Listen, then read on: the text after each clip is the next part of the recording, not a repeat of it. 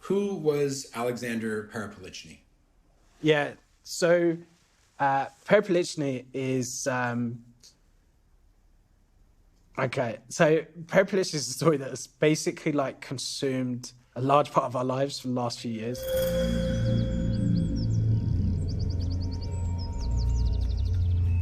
The US intelligence community was drawing up a report about Russian assassinations and assessing the likelihood of Kremlin involvement in their deaths. The Perepelichny case had a high rating for having been ordered by the Kremlin. With Perepelichny's case, we were worried that there would be a miscarriage of justice if this information wasn't known. It just flicked a switch. It's not us, this group of journalists looking at it, it's the US intelligence community. And that was the moment where I just thought, shit, we actually really are on something.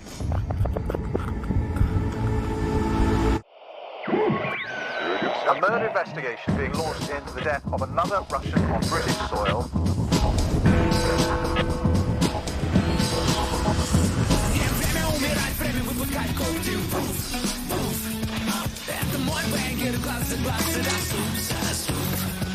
He told his uncle a fortnight before he died, if anything happens to me in the next 2 weeks, it won't be an accident. Мама, не вернусь, прости, я не агент. Пули как грибы, в поле не растут, спущенные штаны меня выдают. Пушки Маузер, гангстер Тайзер, денежки на стол, я иди ночью супервайзер. Время умирать, время выпускать коптил.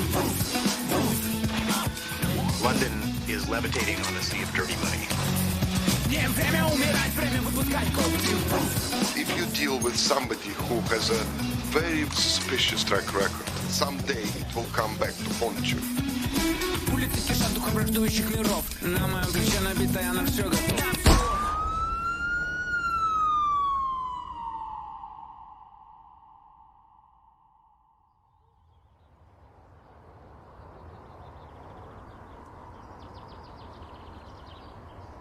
The rate of deaths in Surrey, suspicious or otherwise, isn't high. It's not a huge population, it's not a huge land mass. There's obviously clear murders, people who may be found on the side of the road who could well have been hit by a car. There's people who, on first sight, appear to have taken their own life. And then there's an untimely death, where there's no obvious cause. The news of Mr. Perepelichny's death came into Special Branch because of the fact that he was a Russian who had moved into the area. The fact of the matter remains that what detectives needed to deal with was how he came to be found dead.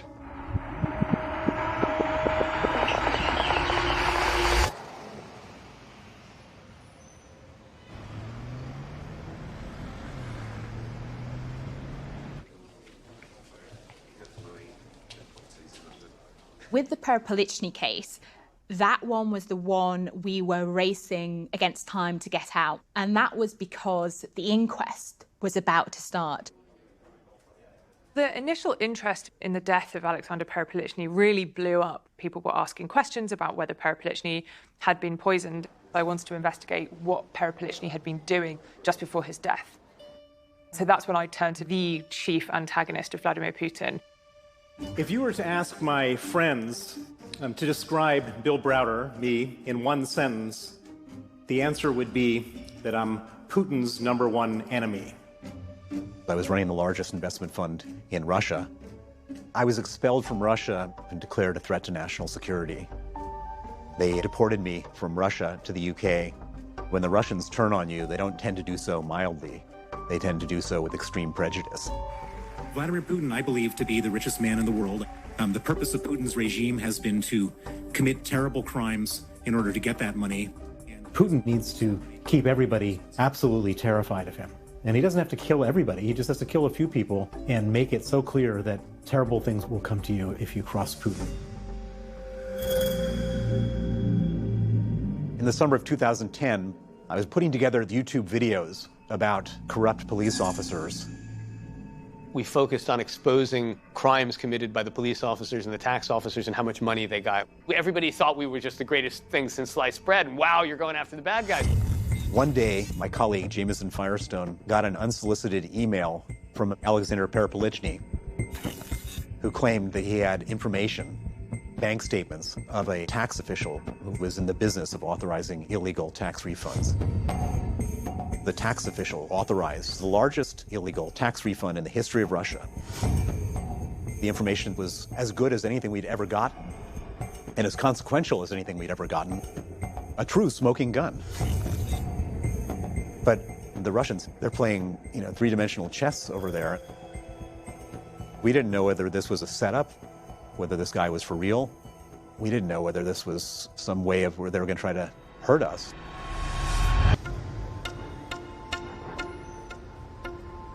Bill said, "What do you want to do?"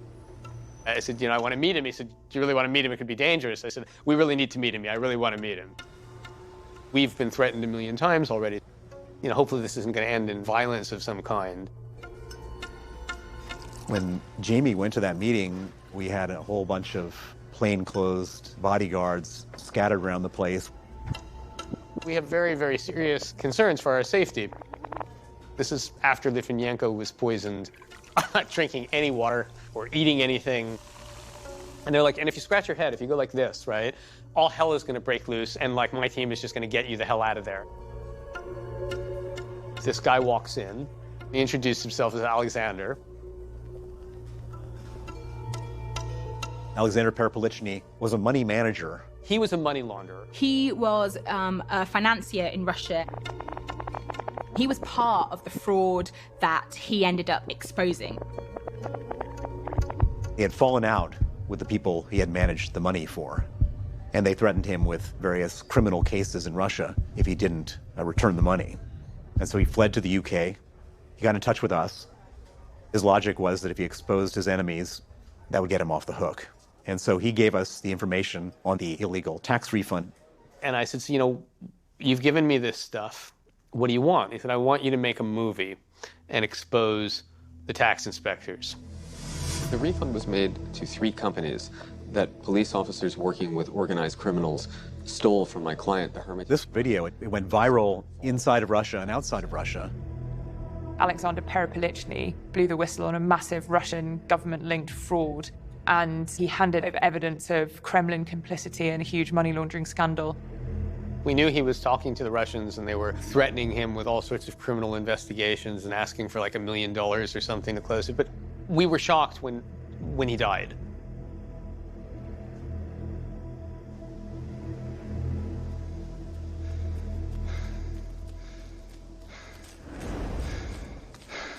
Parapolichny had threats leveled against him. He was afraid for his life. His name was found on a Russian hit list.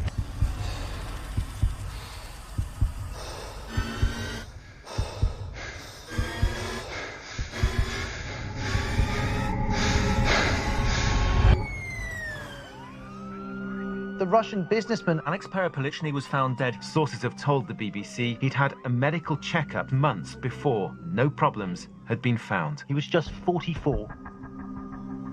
The police, when they found his body that day, almost immediately decided it was a non-suspicious death. Police couldn't have been more clear. There was no foul play. He died of natural causes. When they arrived, the police did not treat his death as suspicious. I believe it was a full, open, diligent investigation, and everyone on that investigation would have been determined to the best of their ability to come up with answers. We have Gold Committee minutes, which show senior officers telling the investigating officers at the time to make this a non-issue, telling them that there is ambient interest in this case at a government level, telling them to keep their statements to the media bland. There was pressure on the officers involved in that case not to inflame speculation about Parapolichny's death. The fact of the matter was that at that moment in time, there wasn't anything to suggest that the death was suspicious.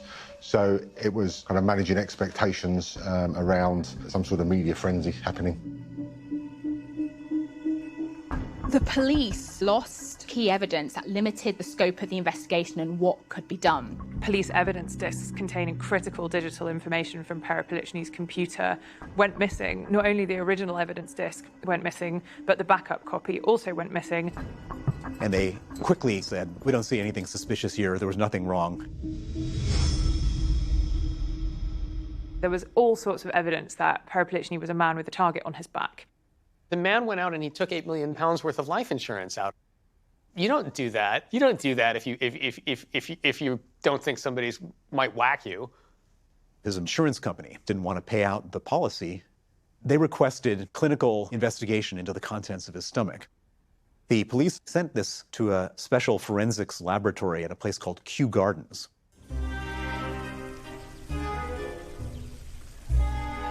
Plant toxicology experts from the Royal Botanic Gardens in Kew were asked to help determine the cause of death. Kew Gardens started as a garden in the mid-1750s. It became a real centre for what we term plant taxonomy, which is basically the study of plant names, how to name them, studying their distribution. We've actually got more scientists here than we have horticultural staff. So it's really a research institute with a garden attached. We were contacted and asked if we could help. We had no preconceived ideas. All we were really looking for, could he have been given something that was a toxin? When the specimens come in, we accession the samples. We could see something that might have had the iron of an alkaloid from Gelsemium. Gelsemium is a herb that occurs mainly in parts of Asia. Monique Simmons examined the contents of his stomach and gathered that his stomach might have contained traces of Gelsemium, which is a deadly plant poison known to be used by assassins. It attacks the respiratory system and it is quite fast-acting.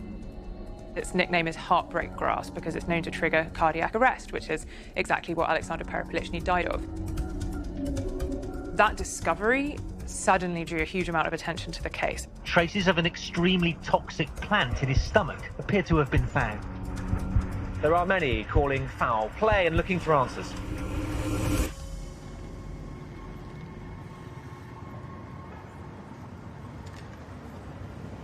The days leading up to Perepelichny's death were largely shrouded in mystery for a long time. A senior French law enforcement source found some transactions on his credit card which showed him booking rooms in 2 hotels for the same night in central Paris. But nobody knew what he was doing there. I travelled out there to talk to sources in the French police about that case and was able to obtain a copy of the French police file into Perepelichny's death. And discovered in the file that detectives had identified Elmira Medinska as the woman Perepelichny had been visiting in Paris. And so we had a name and we had a date of birth for Elmira Medinska, and we knew she was a Ukrainian national. We didn't know where she was, and so that's when I turned to Jane Bradley. She is our resident super sleuth when it comes to tracking people down. I started digging into her, and I did all my usual searches, kind of social media, public records, everything I could think of, and can find no trace of a woman called Elmira Medinska. And then I had a breakthrough. I found a company called Elmira Medins in Spain. And I thought, she's using a different name. She's not using her full name. And that then led me to kind of her Facebook, her Instagram. She changed her biography on Instagram and added a residential address in Paris to her biography. So I determined, without much thought, that I would go to this address. I set off, I let the team know that I was going in, and we kind of set up check-ins every 10 minutes. I arrived at this huge, great big Parisian apartment block with an enormous, great big hardwood door. It was a great big spiral staircase that went up about 8 stories, and I was trudging up the steps, kind of echoing out in this big stone atrium, and got to the top, and there was Elmira Medinska waiting for me. She was the tallest woman I have ever seen in my life. She must have been 6'5" or 6'6". I said to her, "Were you expecting me?" And she said, "Yes, I was." And she ushered me into her apartment. And inside were 3 men, all wearing suits and speaking in heavily accented English. I said I was a journalist and I was there to ask her about a man she'd spent a couple of nights with in Paris about 5 years before, a man called Alexander Perepilichny. And she immediately said, "Well, of course I know this man." They had spent these 2 nights together in Paris. He'd been very agitated and clearly frightened during their trip together. He seemed really stressed and he kept leaving the dinner table. The day before he came back to London, he was sick after having sushi. And had spent hours throwing up.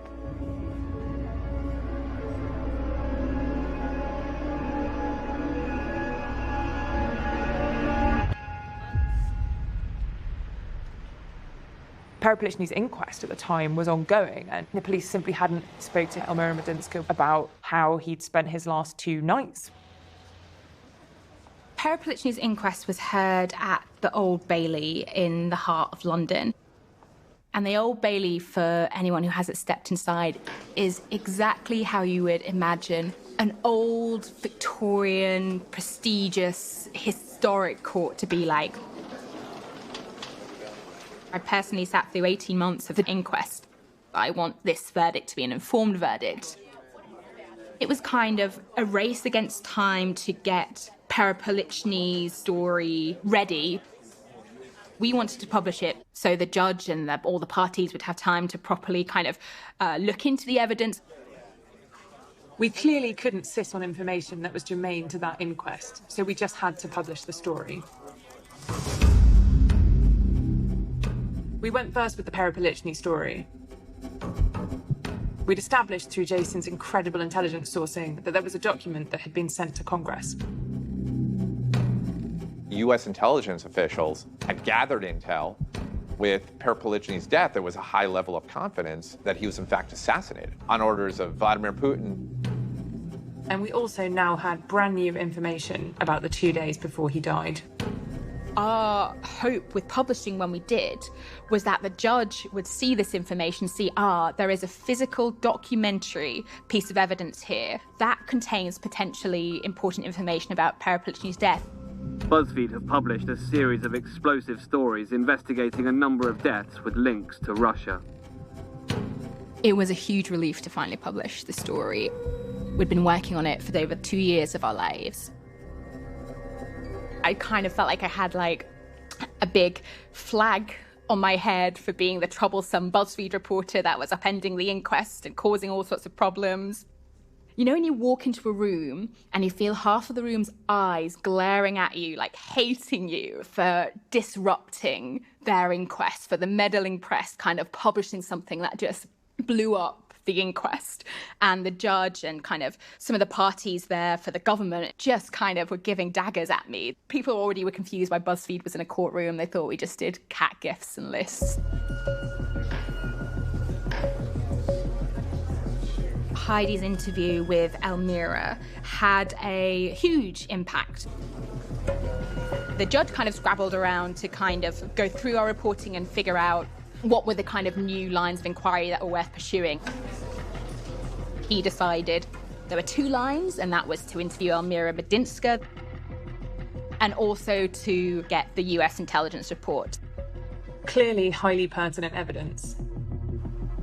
That pretty quickly blew up the inquest, and they had to suspend it while the coroner sought new evidence off the back of our findings. Alex Perepilichny's inquest will resume next month. The inquest was upended to try and get answers. The judge did want to hear this evidence, and it was important. Elmira Medinska was never interviewed by Surrey police. The details of what happened in Paris only came out much later when she spoke to BuzzFeed and then the inquest into his death.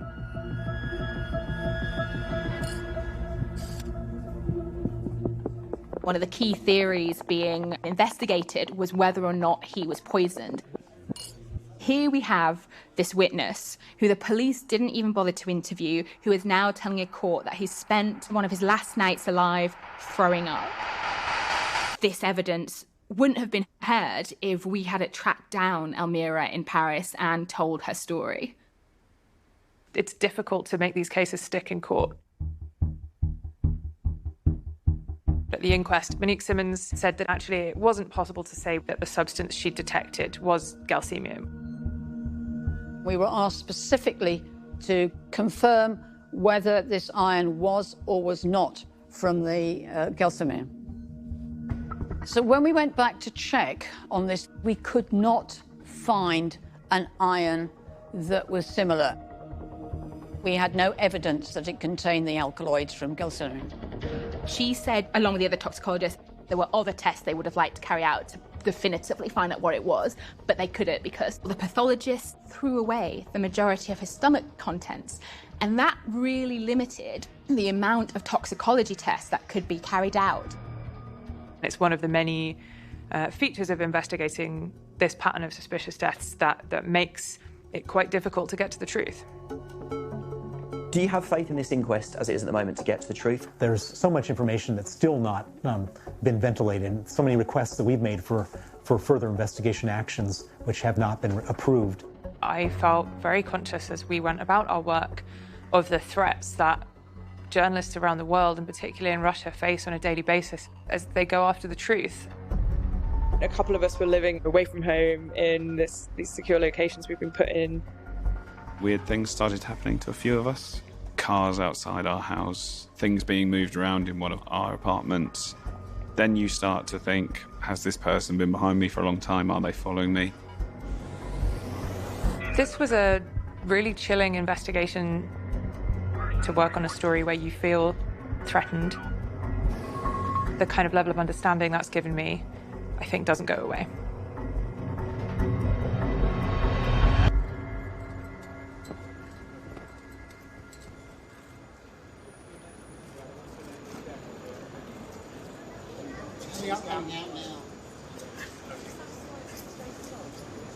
This has been a detailed and exhaustive process in which the coroner has examined all of the available evidence and has returned a verdict of natural causes.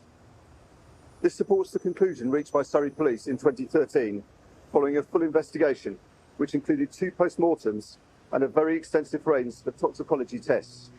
The thing that baffled me about the inquest verdict was how you can say someone died, likely died of natural causes, without finding any natural cause of death. Today, Putin will be celebrating this result. I mean, just every step of the way, this was just Keystone Cops. There's huge circumstantial evidence that Putin sent his assassins here. If the police had investigated properly, I think there would have been a different result. I'm satisfied that the investigation was conducted to the best of its ability based on what was known at the time and the evidence available. There weren't any external factors involved, and that's the conclusion that the coroner came to as well, that it was probably natural causes. If people want to say the Perepelichny case was innocent and it was a heart attack, fine. Why was some of the evidence heard behind closed doors? You don't do that in an average heart attack case. If I went out and ate some bad sushi, keeled over, there's no way on earth that in my inquest there'd be closed evidence that was withheld for national security reasons. The British authorities have to be held to account for their failure to act on the evidence that we'd already uncovered, that Russia may have been conducting an escalating campaign of targeted assassination on British soil.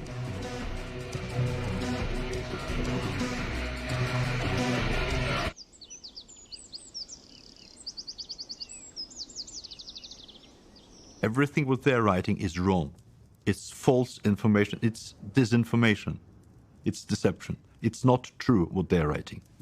If somebody wants to give an interview, like I am doing right now, it does not mean that he automatically becomes a potential victim for the Russian intelligence services. No, this is not true. And if I am walking out of this room now and something happens to me, like an automobile accident, or I'm getting poisoned with bad fish, something because I love sushi. Okay? That does not mean that Russian intelligence is involved. But of course, BuzzFeed can make an investigation and say, look, he's a former special operations officer. He's living in this country. He's giving interviews. And this is very natural and obvious that the Russians were on him for a long time because he's publishing books, articles, and doing private investigations for private British companies. And that is natural that he was dealt with by secret services, which is not true.